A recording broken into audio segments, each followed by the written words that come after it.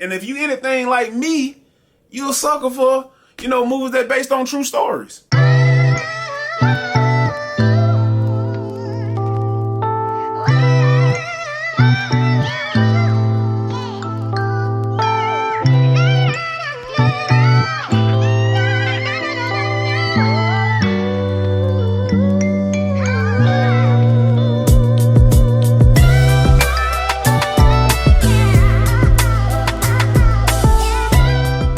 Welcome to House of Flicks, where we stay ready so you don't have to.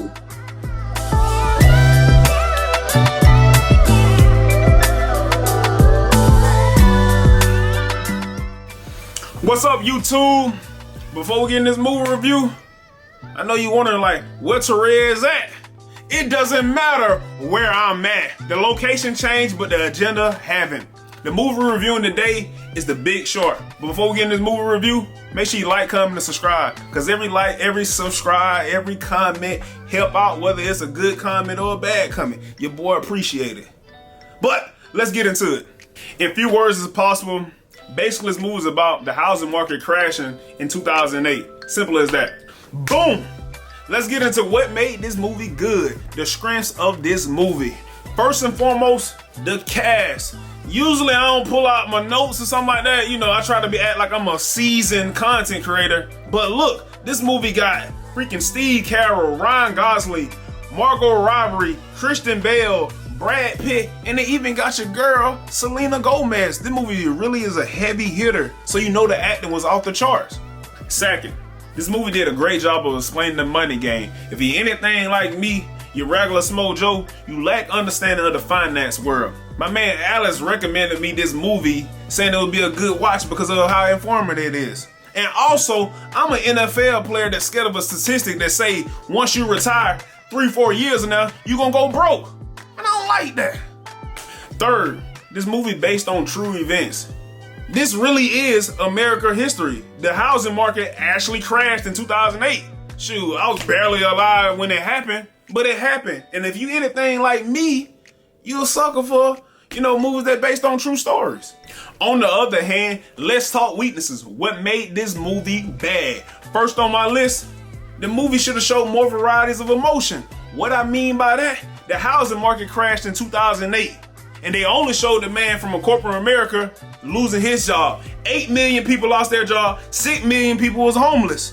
What about the freaking construction worker, the blue collar worker? This movie should have been more like The Boy in the Striped Pajamas, where when the people died in that movie, you cried and stuff. They didn't really show how much this movie brought pain and suffering. And that's what they missed. Second, the movie had a very slow start. And I understand when you got beast mode characters, you want to build them up as much as possible. But the name speaks for itself. We understand who they is. We need all the acting. But that don't make this movie bad. But I just felt like the slow start was a con. Moving on to key takeaways. For those who don't know what key takeaways are, basically the message from the movie, what the director wanted us to see. We got only one key takeaway from this movie. Just because it looked like sugar, don't mean it's sugar. It could be salt. I would do some deeper explanation on that, but I'm not. Over here at HOF, House of Flicks, we won't do no spoilers. But that's what I thought the director wanted us to see. Roll on over the plot predictability on a scale from 1 to 5. 1 meaning it's super predictable, 5 meaning it's not. I give this movie a 1 out of 5. The reason why I say it, because I knew the stock market crashed in 2008. So the movie was predictable. I knew going into it how everything played out. But because a movie predictable don't mean it's bad. Personally, I would say this movie a golden buzzer movie, but I'm in a different location and I ain't got my golden buzzer. But on the other hand, should you watch this movie? Yes, you should. Like I said before in my strengths, this movie is very informative. On top of that, it got great actors. But it ain't for everybody though.